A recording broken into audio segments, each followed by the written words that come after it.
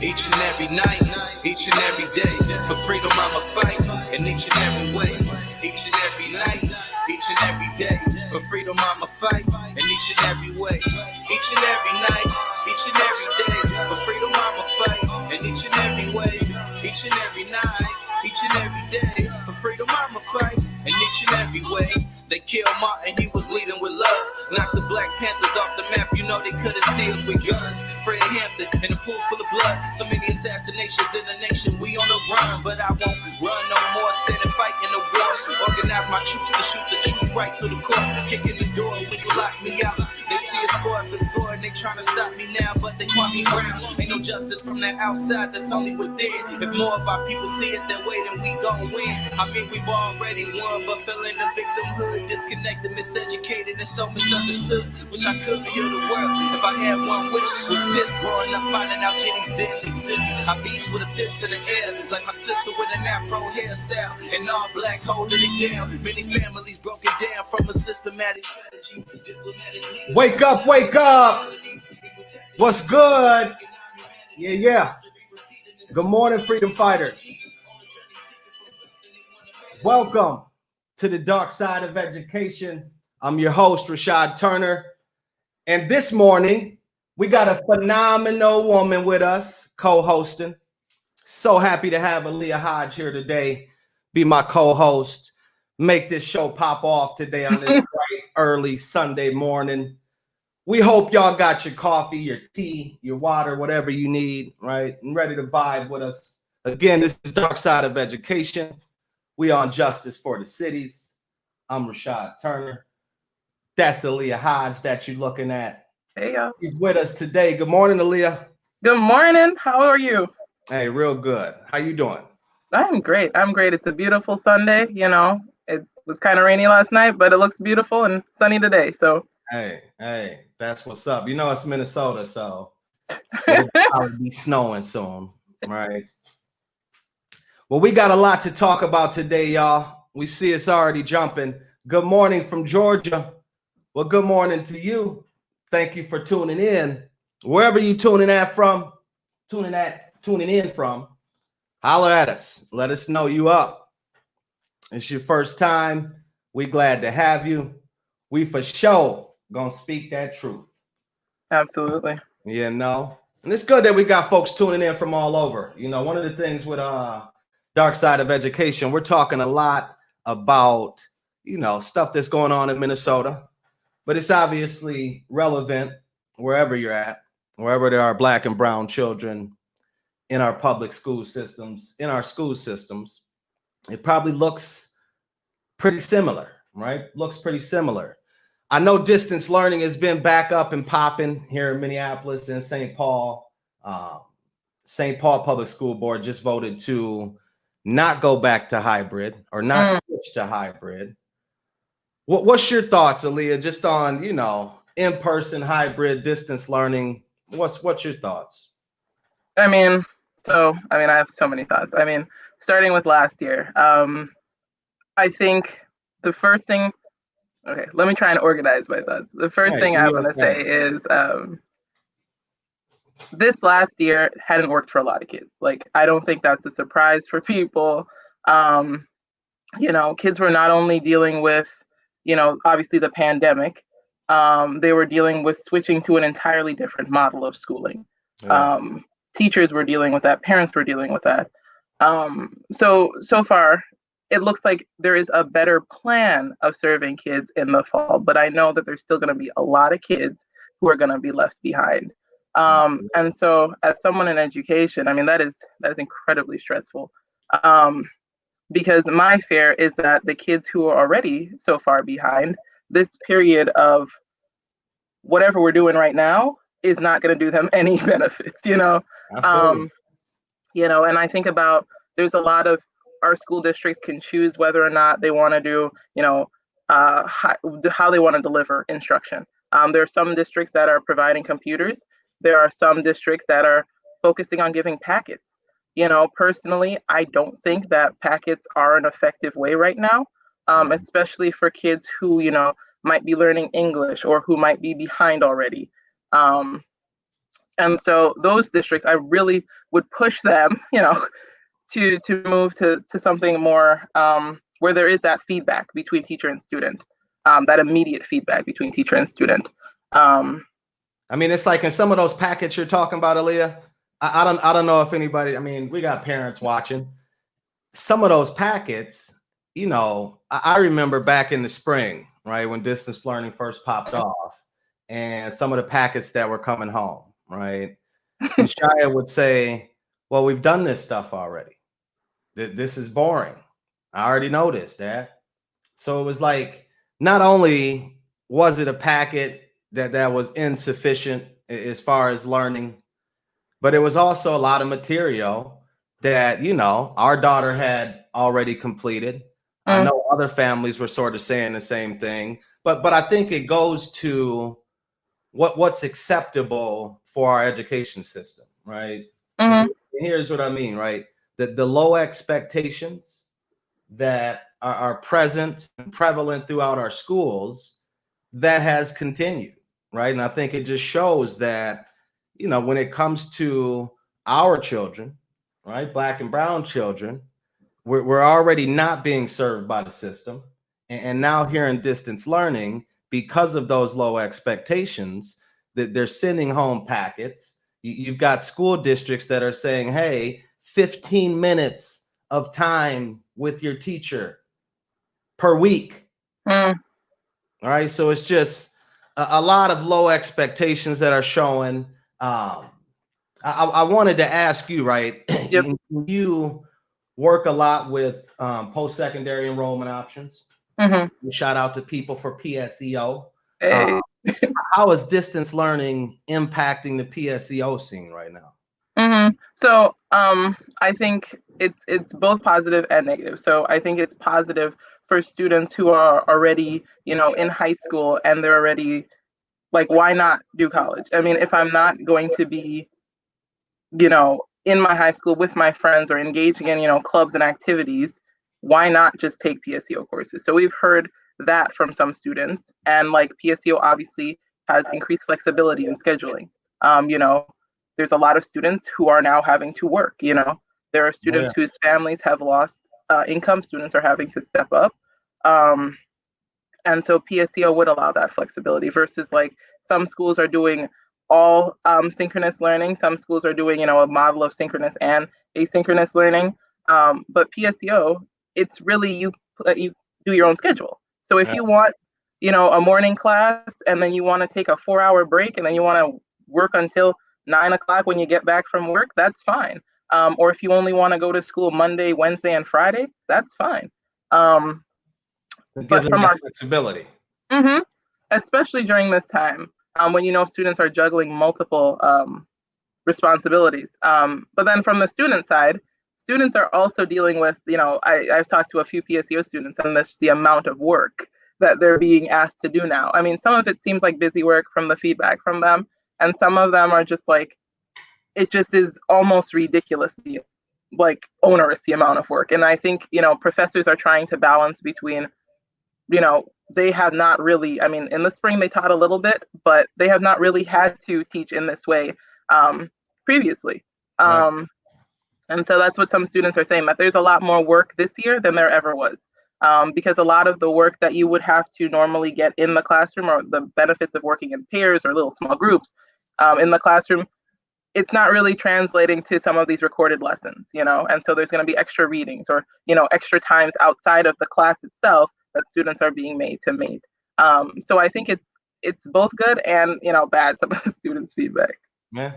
And I mean, I think that distance learning in general has been a mixed bag, right? As far as the effective schools, I should say, what is looking like there versus ineffective or incompetent school districts, right? One of the things that, and I know this is a hot topic, excuse me, Teach Forever 54 says, if we're talking safety, virtual is best. But the way they did it, did not work, right? Nope. And it's like, I'm sort of, I go back and forth on this safety piece, right? Because I'm a parent. Mm-hmm. Our daughter to be safe. And I also want her learning, right? She wants to be learning. So when I think of the safety piece, schools and school districts that have taken the time to be creative, we're seeing hybrid models out of them. We're seeing in-person models out of those schools. Whereas schools and school districts who failed to be creative, in my opinion, are stuck with distance learning. It hasn't worked. It's not going to work. And I'm really concerned about, English language learners, right? Immigrant students, in addition to, Black and brown students in general. Yep. It's like, what's life going to look like for them after not, let's say, going to school for almost 2 years, right? Yep. Mm-hmm. What's life going to look like? I mean, and it's like, when I think about safety in the bigger picture, and I think about community in the bigger picture, it's like, we have to be pushing schools and school districts to be creative. When I think about Minneapolis public schools, Aaliyah, I think there is $9 million or $7 million in salaries at the district center, right? Somewhere in that 7 million, I would hope, was a little bit of creativity, right?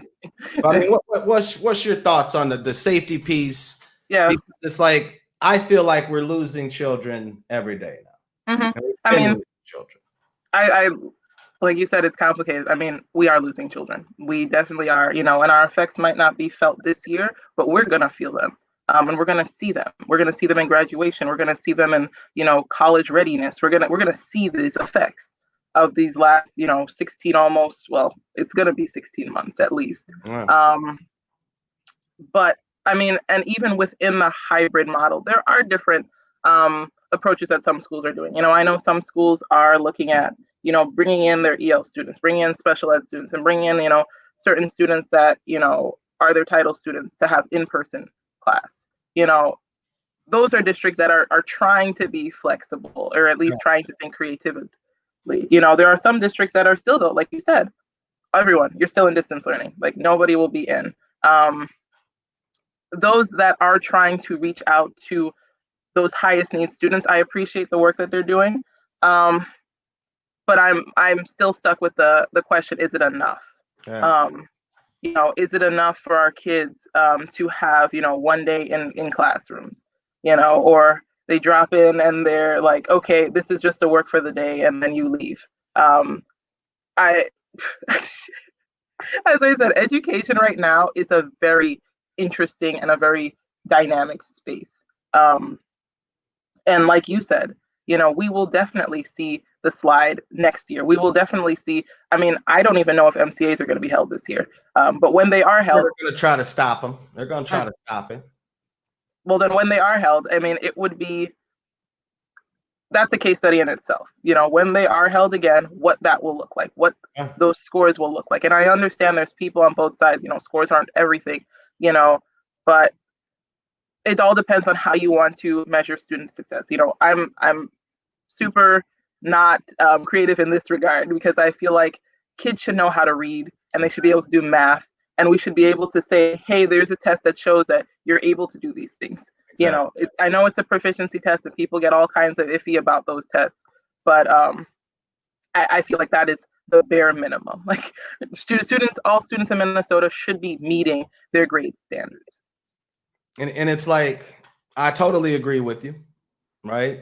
If our children can't read, that's a problem, right? And it's like, I say that I believe the teachers' unions will push to not have MCAs this year, that they will push to avoid that accountability, like we are very well known for doing here in Minnesota, right? I want to go to a comment here from Nikita. They say we need to take perspective on the priorities of the time. We cannot have high expectations in a time of a pandemic of students, parents, teachers, or schools. Finding most important topics of instruction and teach it explicitly. Remove the extras. With that said, 15 minutes a week is just a grave injustice and worthy of legal action. Thoughts on that, Aaliyah? And I have some thoughts on that last part especially. I mean, yeah, it is. It is literally it's an incredible injustice, you know, and I think we have to move from feeling, oh, I mean, poor children, poor sad, you know, like, oh, they're dealing with so much. We still have a right as educator and a responsibility as educators to make sure that they are prepared for next year, that they're prepared for their future. You know, at the end of the day, this pandemic will take 2 years. And like, yes, it's 2 incredibly hard years because we have terrible leadership at the federal level. But these are 2 years out of a lifespan of 70, you know, so we cannot lose them now. You know, we cannot have a 6th grader who's progressing and is only reading at a 4th grade level or, you know, wherever, you know. So I feel like, yes, we understand that this is a pandemic and this is a very difficult time for parents, for students, for communities. But as educators or people in this field, we owe it to them to deliver content and to make sure that they're their best selves. Right. I feel you 1000%, right? I want to get to, you know, the last part of what Nikita said, right? Grave injustice and worthy of legal action, right? Now, maybe Nikita seen this, saw this earlier this week. Maybe some other folks haven't, but I'm going to pull up an article from out in LA where some parents, Black and brown parents, have sued. And Facebook's got this StreamYard all messed up. I'm gonna pop it into the comments in a second here. But parents out in LA have sued the district because of just a garbage distance learning experience, right? That they're not getting what they need, and now they've stepped up to put some pressure on the system with a lawsuit, right? And I think that sometimes lawsuits are the way that you have to go, right? When I think about the experience of families that families have shared dealing with Minneapolis public schools, right? Schools not responding to voicemails, schools not answering the call, families not feeling supported. And times 10 for immigrant families and families who, you know, English is their second language or third language in some cases. So I think that action like the parents are taking out in LA is needed, right? What are your thoughts on, you know, how parents take action in a time like right now? Yeah, no, I feel like, I mean, I'm a staunch supporter that it's, you know, education's always been a 3-legged stool. There's a parent, there's the school itself, and there's the kid, you know, and you need all 3 of them.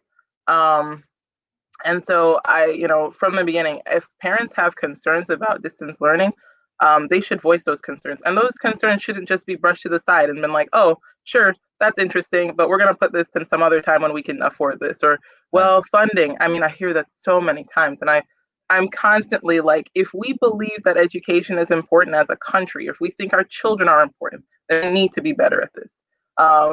You know, we need to, if we know that, you know, like I said, computers, like if we know that kids need computers, we know they need Wi-Fi, they need hotspots, then we as a country need to step up and make sure that kids have these materials. If we know that, you know, these small learning pods that are, some of them are popping up in affluent areas, some of them are, you know, are with other families, you know, if we know that is important and that does good work, we need to be making sure that parents have the ability to engage in those things, you know. We as a country, I do not think we value parents or the role of parent voice or their opinions or their knowledge itself as much as we should. You know, and so if parents want to speak out or to protest the system, I think they have more than the rights to do so. These are their kids. Like, what are they supposed to do? Just let their child go to the wayside for what?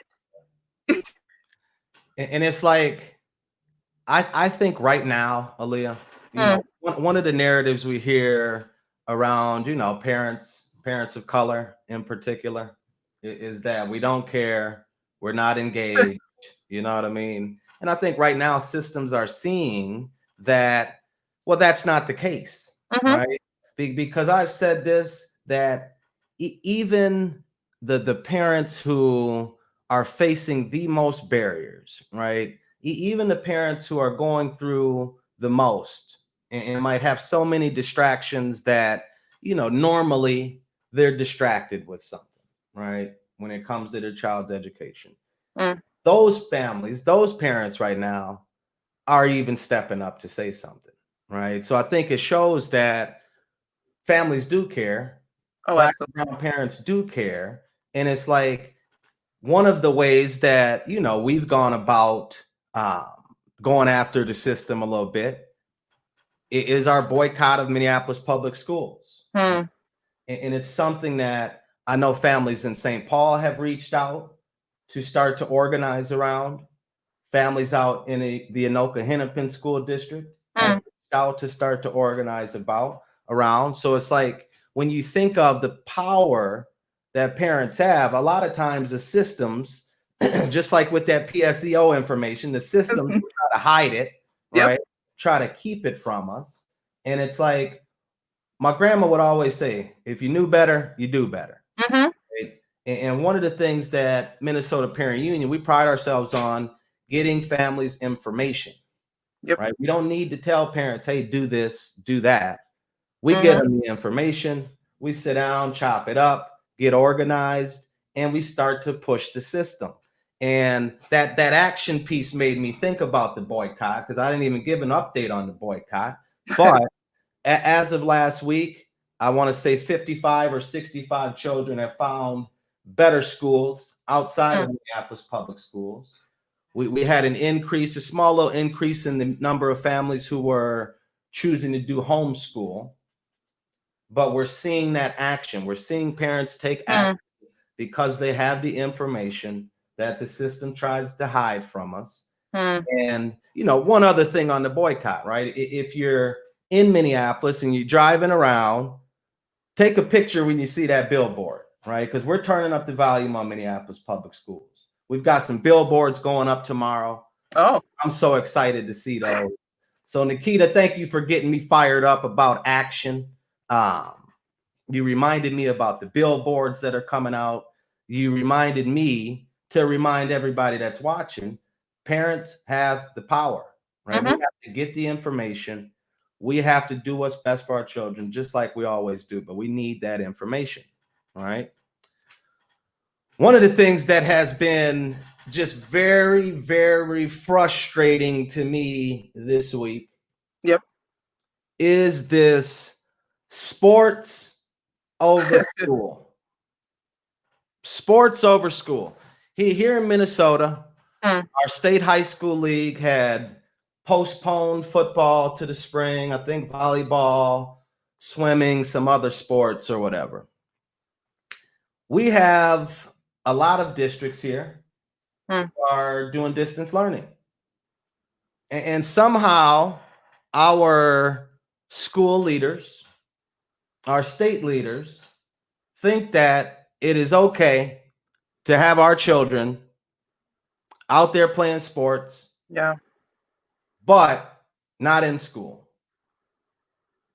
Now, when I think about, folks who will say safety, right? And we all believe in safety. So it's like, if we can't have our babies in school learning, how can they be on the football field, on the volleyball court, participating in sports? I think this is bad. Yeah. Right? And I'll leave it at that right there, because I would love to hear your thoughts on, why we're doing distance learning, why we're getting packets at home, but we have some children out on the football field playing, on the volleyball court.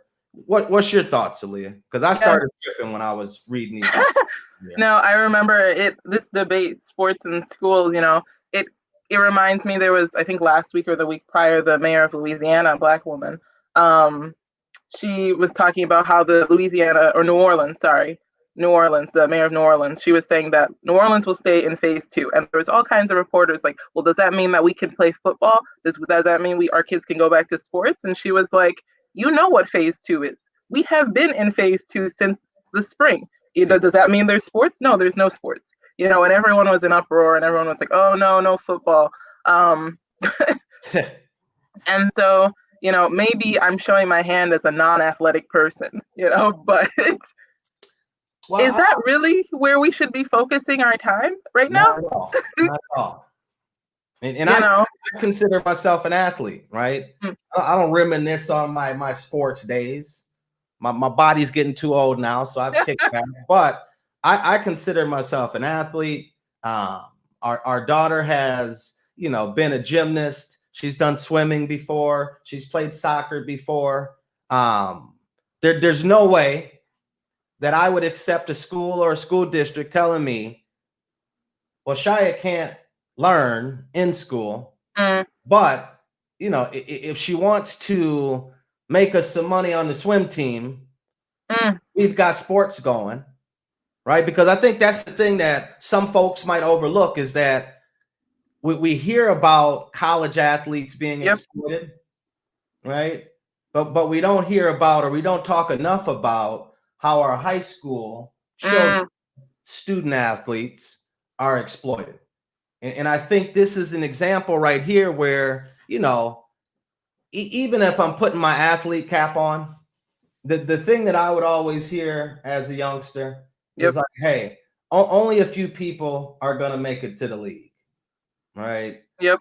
Whether it's baseball, football, basketball, soccer, swim, whatever, tennis, only a few are going to make it to that professional level, right? As an athlete, I think that if you're a great athlete, you're a great athlete. That's clear, right? If I was playing right now and I was thinking, hey, I have to play sports to get to college, try to get a free ride, I understand that thinking. But I just don't understand how a school system, how state leaders will say, hey, we'll give y'all packets over on the north side. We'll keep all of your schools closed in Minneapolis public schools. You'll do distance learning, but come get us some of this bread on that new field at North High School. Right? It's just like, it's unbelievable, Aaliyah. Unbelievable. Yeah, I mean, it's definitely ironic at minimum, and then we're going into like the whole, like, I think your name was Nikki or Nikia said, Nikita said, this is an injustice. If we're able to have kids practicing, or to, I mean, because I don't think they were protective gear. Like, again, I'm showing my hand with my knowledge of sports. If we have them practicing or working together in these groups, why can't we have some smaller groups at a school or something? Exactly. The Big Ten, apparently they're back. I mean, and I feel like most of the U of M is still doing distance learning, or remote classes they're taking. So it is definitely an interesting thing, and I think it consistently shows where our priorities are. And I mean, we have in Minnesota, right? I want to remind folks, we have worst in nation education gaps, right? We have a lot of schools here in the Twin Cities, St. Paul and Minneapolis, where 4 out of 5 kids can't read. So to think that schools and school districts are not creative enough to figure out how to have in-person learning safely, but they are creative enough, and I have no clue how you play football physically distance, right? I have no clue how that can happen. I have no clue how, running, getting popped on the football field, you're going to just be able to keep that mask where it needs to be. Blood, sweat, and tears flying all over the place. And you're telling me, hey, well, we can have sports, but we can't have any learning, right? And then you see the comment here from the Facebook user. When y'all are commenting in some of those groups, I think you have to sort of verify who you are or something so your name pops up. But Facebook user says, why can some of the schools have sports and other kids can't have clubs or debate or the chess club, right? So things that might be, and I'm not going to say sports aren't good for us, right? There's a lot of things that sports do. But what are your thoughts on this, right? No clubs, no debate, no chess club. Don't use your, the academic part of your schooling experience. Just do the sports. I mean, at the end of the day, I would people, or at least when I hear that, oh, we're having, I think about the U of M, Big Ten football, but you can't have, debate or whatever. It's like, well, where does the U make its money? Like where, Yeah. like, I mean, we're definitely putting money over children, or young people, or, yeah, like Jesse said, we're definitely showing our priorities. What matters right now. And, like you said, I totally understand that, sports are important, and especially during this time, some students definitely need that as a release. But I don't understand how both can exist. How can we have in-person sports, in a pretty high contact sport, but we can't have, any sort of hybrid in a school district, or some sort of pod learning, or some sort of anything else besides distance. And then if we're allowing, football or whatever, why can't we have chess? Why can't we have, theater? Why can't we have these other things? And it's like state of Minnesota, education leaders, elected officials. What the hell are you doing? What is going on? Because these folks who are making the decisions, they know what our education gaps look like, right? They know, and I know a lot of folks. Everyone knows what our education gaps look like. I don't think there's a person in Minnesota living and breathing who does not know what we're dealing with. And they always want to talk about, well, let's start the conversation. Let's start the conversation, Rashad. Let's and it's just like, hey, it's 2020. And we think about, since the spring, we basically our children haven't been doing much learning, right? Even the best case experience, the best examples I could have for us are still just, well, it was okay, right? And Naima, in her comment earlier, I want to sort of dive into this a little bit here, right? Two-parent household, right? If we are making decisions with just sort of like, I don't even want to call it the perfect situation, right? Because two-parent households, I mean, it can still be some barriers there. But the impact that distance learning and the decisions that our elected officials, our school leaders, our school boards are making, the impact that it's having on single-parent households is through the roof, right? And I think that, I think it was about 3 weeks ago, there was a family up the block from my house, and I'm in town, right? Family, they've got, a bunch of folks at their house, right? Big family. And two-parent household. And they were talking about the lack of support for their community. And this is among family I'm talking about. And it's like, so even with two-parent households, there's the barriers. But what type of impact do you think distance learning is having on single-parent households, right? So, I mean, if we were sitting here and we're saying that, two-parent households are struggling, I mean, I don't even know how single families are making it, like, even remotely, because I think about, if this had happened when I was in high school, I grew up with a single mother, my brother and I, we didn't have internet until I had started college, because, I had a little extra money in my scholarships, and I was like, all right, I'm gonna get me a MacBook. That's literally what I did. So we didn't have internet. I remember writing my college essays at the McDonald's that was at the end of my block, because they had Wi-Fi. I don't know how I would have fared. I don't know what this would have looked like. Hopefully our school district, would have given computers, at least give myself a computer. Who knows what we would have done about Wi-Fi. Maybe they would have given us a hotspot. Great if they did, but I also have a younger brother, so I don't know how we would have figured that out. Aaliyah, you used the computer in the morning, Josh maybe at night or in the afternoon. there's just so many things that we have to be thinking about, especially in families that have, more than one kid without access to technology. So I couldn't even imagine being in my situation. I mean, and on top of that, we were super layered with issues, super food insecure. We were on food stamps at one point.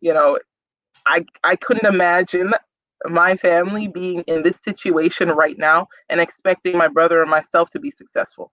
Exactly. And you are very sharp. Right? Yeah. You got your stuff together. And it's like you made me think about just sort of growing up, right? My grandma raised my brother and I. Love you, Grandma. Love my nana. I love my grandparents. But my grandma raised us, and back then she worked for the IRS, worked for OSHA. Heck, she was politically active and all of that stuff with the DFL party. Unfortunately, I'm just playing, but she was busy, right? She would get off work at about 6 o'clock. I can't. I'm with you, right? I can't imagine how we would have made it through, right? If this would have happened back in the day, right? So it's just, I think my message to folks watching or just parents who are having to deal with this is like, we have to get the information, right? That there's so much happening in education right now that if, and I'll say it, the systems, they don't want us to have the information. So it's not always easy to go and find the information that we need, right? Which is why there's organizations like yours, organizations like ours that, really want to get that information out there. But it's like we're in a time where we're in crisis. Oh, absolutely. Educational chaos has arrived, and there will be, I have no doubt about this. There will be thousands of our children who are forgotten about when this is all over. Well, it's our job to make sure they're not forgotten about. Exactly. We have to keep, whatever platform or whatever voice we have to keep using it so that, for those who, are unable to advocate for themselves, we have to be that. We have to be that person. We have to be like, don't forget about these kids. Don't forget about kids who are just like me. Do not forget about us, Yeah. And it sort of goes to what you just said, goes to what Teresa says, right? If you don't learn history, you're doomed to repeat mistakes. Is that what we want for our children? Hell no. No. Right. And I'll take it even further, right? To say this, it's easy for us as human beings, for us as parents, for us as community folks to get sort of stuck with our children, right? And I always say, Pastor Maria, our board chair for Minnesota Parent Union, she always says there's no such thing as other people's children, right? Absolutely. We're all children, right? We're all of our children, everybody out here, right? Our elders, back in the day, it takes a village, right? We had that village. Yep. It's time to make sure we get back to that village. And especially with education, right? The point I was getting ready to make is that we have to look beyond our own children in our household. Right? If I just thought about education based on my daughter's experience, I'd say, hey, everything's good. Oh, absolutely.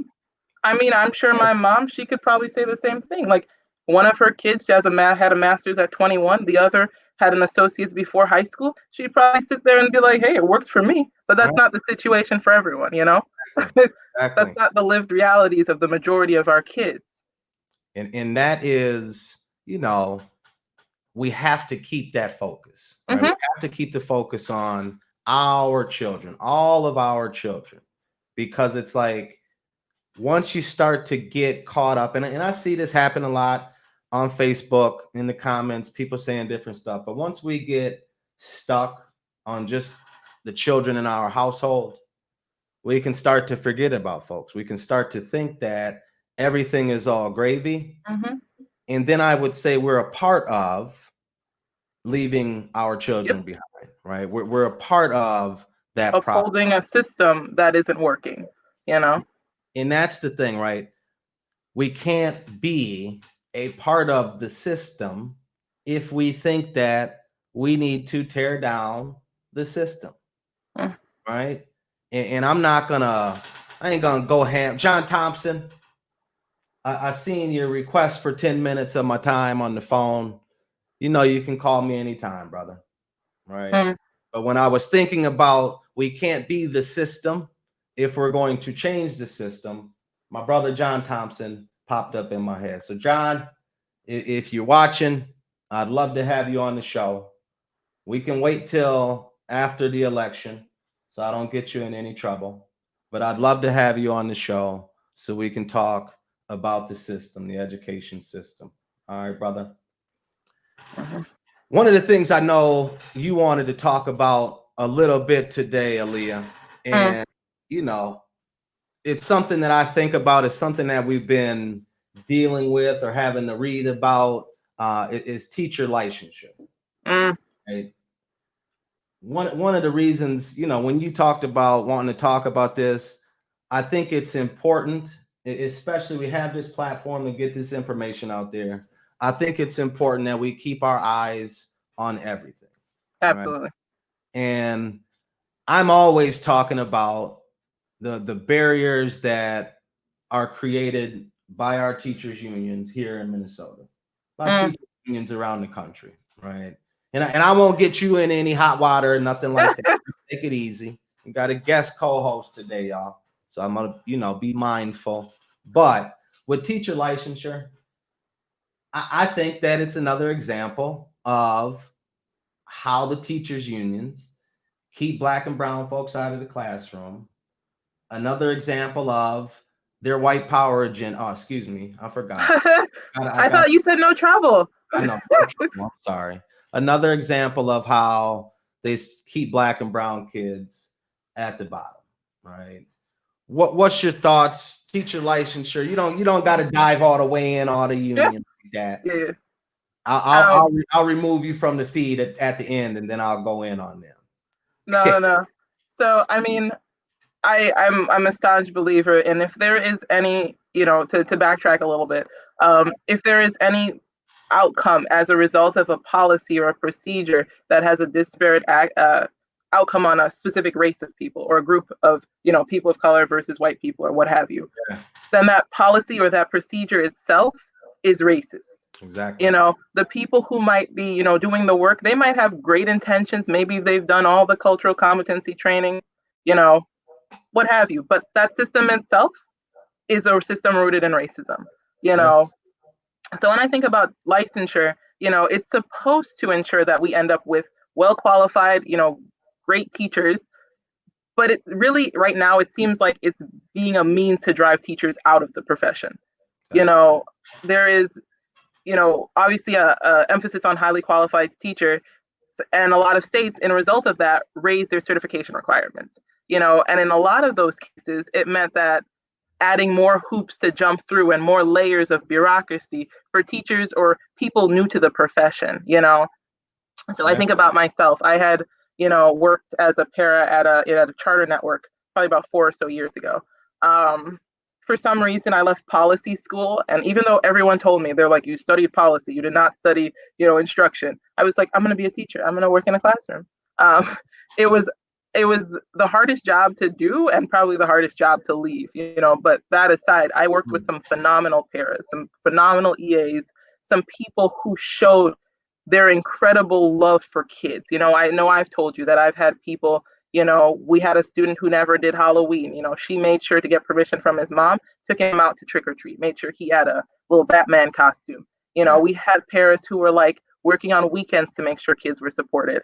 You know, so that amount of care I had not seen anywhere. And so my question would be, what is the pathway to licensure for those folks? These are the people we need to retain. We need those people in the classroom teaching our children, you know.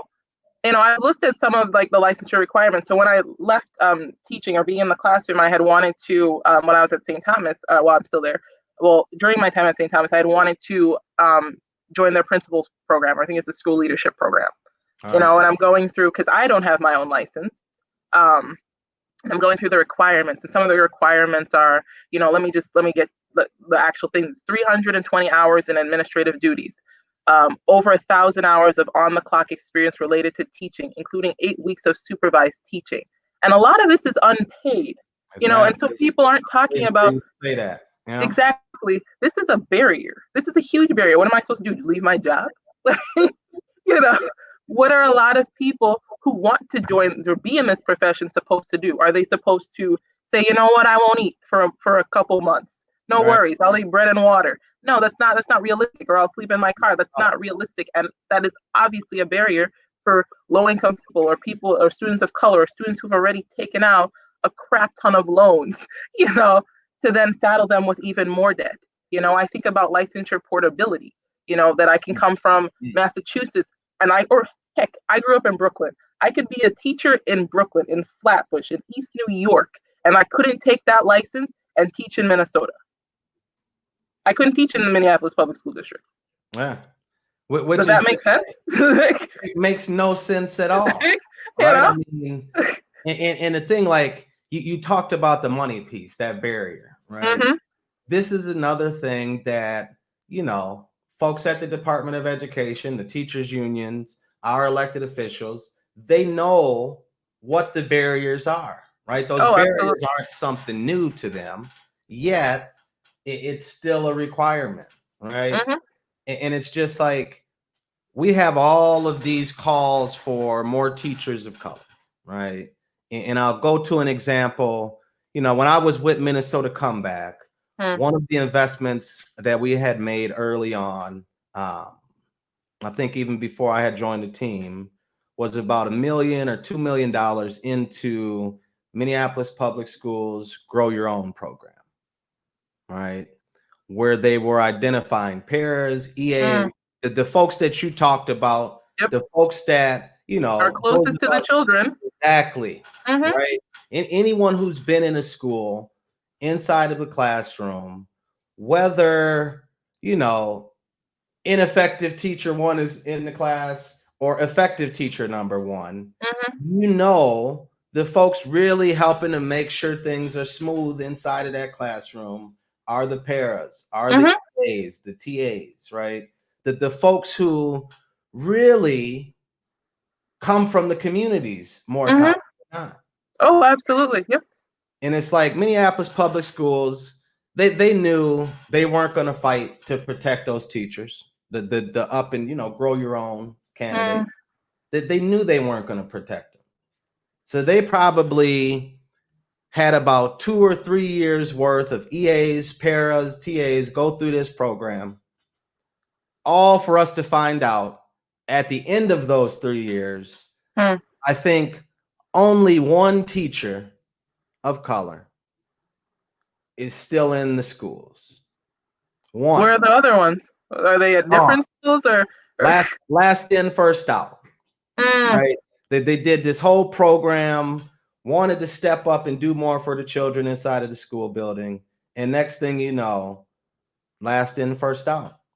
So who knows where they land, right? But the other thing, and I'm gonna pull up this comment from L. Michelle Johnson, and absolutely, L. Michelle, I seen a question that you asked earlier. I'm gonna pull that at the end because I think it's a good question, and I think I got an answer for you. But with this right here, L. Michelle saying we need to design powerful alternative prep programs. What teachers need to learn doesn't have to be encapsulated in multiple 3-credit courses that you pay for. Quite frankly, knowing your content is most important. Absolutely. We need genuine alternative programs, and not alternative in the sense that, well, we have a tiered licensure program, and you can, in theory, move from 1 to 4, but I have no idea what that looks like in practice. Like me as an outsider, I have no idea what that looks like in practice, And I think, there has been, there was a study that Harvard had conducted in like 2007. It's a little old now. But they were saying that they were looking at some schools in New York City from the late 90s to like early the 2000s. And they were looking at the student outcomes and having a person from an alternative pathway versus a person from a traditional pathway, and they saw no difference in the outcomes of the kids. The most important thing when I think of a teacher is, like, obviously you have to have knowledge of your content, but then on top of that, how do you inspire students? How do you relate to students? How is that being measured in any teacher prep program? They're collecting them dollars for them teacher prep programs, so why would they want to measure that, right? And it's like the teachers who I feel are most effective, right? Teachers that I know who are most effective, right?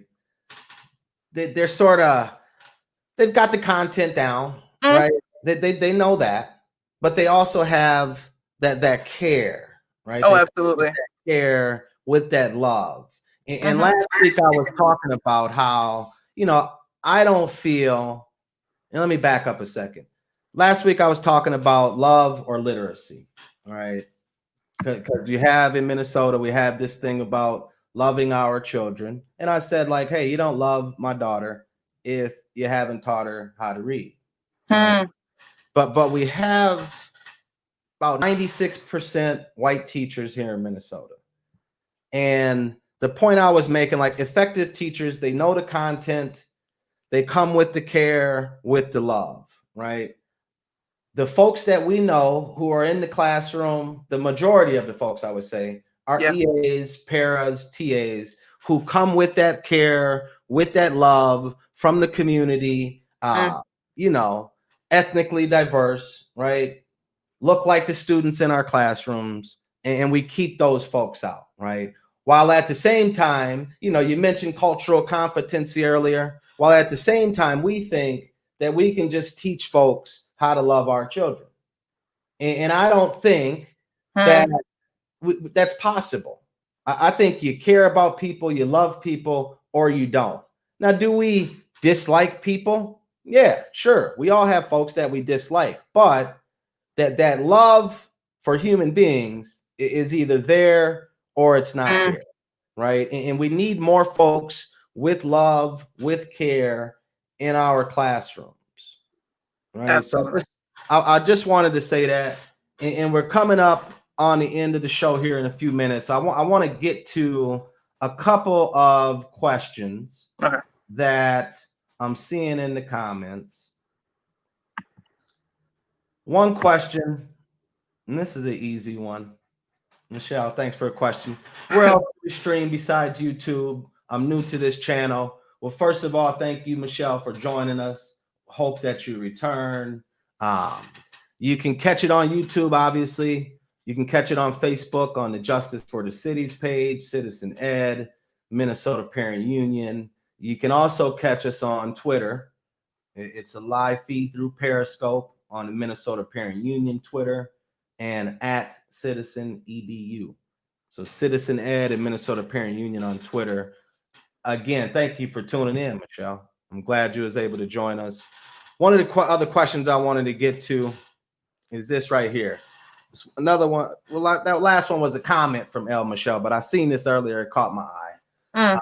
She says, El Michelle says, so you don't think people can change the system from within? Let me, clarify what I meant by that. I think it's possible if the person on the inside of the system is willing to just leave the door open for us to come and tear things down, right? For us to come with policies, with voices that lead to the change. But when folks are on the inside, they're a part of the system, and they take on the talking points of the system, that they take on, the brand of that system. It reminds me of a movie I seen when I was a youngster called In Too Deep, right? Reminds me of something like a movie, Donnie Brasco, where he got in there too deep and he started to become the system. Right? So that's all I'm saying. All right. When I got out of college, out of undergrad, my mindset was, hey, I'm going to come and change this thing from the inside. Oh, absolutely. I thought I was going to close the achievement gap in 1 year. I was like, nobody knows what to do. I have the ideas. I will fix it. Right? And I'll tell you, Aaliyah, my first sort of job or role out of college was Mm. working in White Bear Lake. I was the only African American, only Black person in the district. Oh, Right? wow. So you can only imagine that even with the support I had from the superintendents at the time, the support I had from the principals, some of them, there were so many barriers on the inside of that system that it took my sister Nakima Levy Armstrong. Shout out to my sis. It took her to sort of show me something else from the outside. Mm. And we went down to Selma, Alabama for the 50th anniversary of Bloody Sunday. Mm. And I remember at that time, I said to myself, there's no need for me to ever be back on the inside, right? The power of our voices and our actions when we come together out in the community. And I'm not talking about kumbaya, right? When I was inside in the system, I thought everything needed to be kumbaya, right? We got to get everybody to believe in this. We got to get everybody the information. But what I realized towards the end of my time as part of the system was that once parents had the information, once parents started to push a little bit, that system had to respond, right? Now, I came in with some information. I tried to push, and that system looked at me like, sit your Black self down and do what we tell you to do, right? So I think, like, yes, on the inside, you can do things to help, but I don't think that the real change that we're looking for, real changes that you laid out in some of your comments, El Michelle, I don't think that that's going to come from people pushing from the inside, right? There's folks right now, and I won't harp on this right now, but there's an education equity committee that Governor Walz here in Minnesota has put together. And when I look at the list of names, the organizations that are a part of that education equity committee, there's nothing equitable about the list, right? And we've got folks on the inside of the system who we would call our allies. And you know what the system says to them? Sit down, do your job, or get lost, right? So I appreciate that question, El Michelle. More power to my folks pushing from the inside, you know what I mean? But it's going to take community, right? It's going to take us all out here who have platforms, who have information. Absolutely. Pushing, right? Because we see when white wealthy families show up at a school board meeting, or they show up to testify at a hearing at the Capitol, they're heard. It happens, right? Folks are listening. So it's just, we got to push from the outside. And folks like John Thompson, who's going to be our next representative in District 67A, I guarantee that. He's going to be in there. We have to support him with the information. I told John a long time. Let me say this. I told Representative Thompson a long time ago, I'm going to have his back on every issue. I'm going to make sure I show up just like he's always done. But I told him when it comes to education, he's going to have to, he's going to have to drop that system thinking. So I hope to have Representative Thompson on the show one day. Aaliyah, Hodge, phenomenal woman. Thank you for joining us today. Any thoughts you want to get out there before we get out of here? No, I'm so grateful to be on this call today. When I think about racism and anti-racism in education, what we need to do, there's no issue too small. There is nothing that is too small. When we think about discipline, we have to tackle that. When we think about, the standards, one that comes to mind, social studies, love social studies as a young person, but if you actually go through the standards, it's very white centered, People of color, especially African Americans, Latinos, Asians, were very much showed as supporting, this white narrative, and that's not true. We have made huge contributions to this country. So there is nothing too small. Anything, like I said, that has a desperate outcome with race, we need to evaluate. Absolutely. Absolutely. Yep. And I think I don't need to say no more, Aaliyah. I don't need to say no more. Black woman has spoken. You see what's on the screen. Quality is a must. Failure is not an option. I felt like I just heard that in your words. This is Dark Side of Education with Rashad Turner. Special co-host today, Aaliyah Hodge. Thank y'all for tuning in. Next week, make sure you spread the word. Keep spreading the word. We've got President Neil Kashkari from the Federal Reserve Bank, Justice Alan Page, Purple People Eaters. Man, I told my grandpa that Justice Page was coming on the show, and he just turned around and just purple. I was like, what? He's like, well, that's what they used to do. But nah, thank y'all for tuning in. I'll be back next week. Again, thank you, Aaliyah Hodge. No, thank you. See, y'all know what it's about. Stay tuned in. We'll see y'all next week. God's peace and blessings, everyone. I'll holla at y'all.